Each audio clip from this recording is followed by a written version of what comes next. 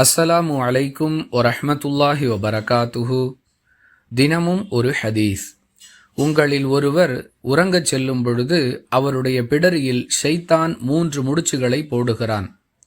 ஒவ்வொரு முறை முடிச்சு போடும் பொழுதும் இன்னும் இரவு இருக்கிறது, நன்றாக உறங்கு என்று கூறுகிறான்.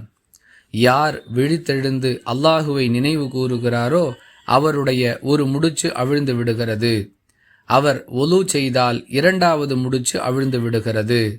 அவர் தொழுகையில் ஈடுபட்டவுடன் 3வது முடிச்சும் அவிழ்ந்து விடுகிறது. யார் இவ்வாறு செய்கிறாரோ அவர் மன அமைதியுடனும் மகிழ்ச்சியுடனும் அன்றைய காலை பொழுதை அடைகிறார்.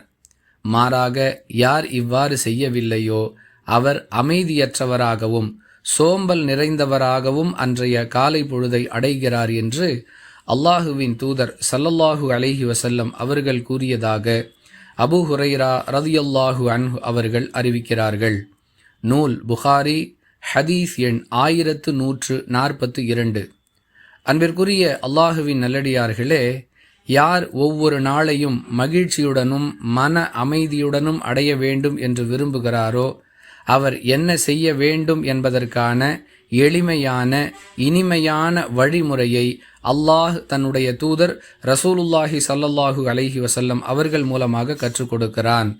இதற்காக நாம் செய்ய வேண்டிய முன் தயாரிப்பு என்னவென்றால், இரவில் படுக்கைக்கு துரிதமாக செல்ல வேண்டும். யார் துரிதமாக படுக்கைக்கு செல்கிறாரோ அவர் காலை பொழுதில் எழுந்திருப்பது மிக சுலபமானதாக இருக்கும்.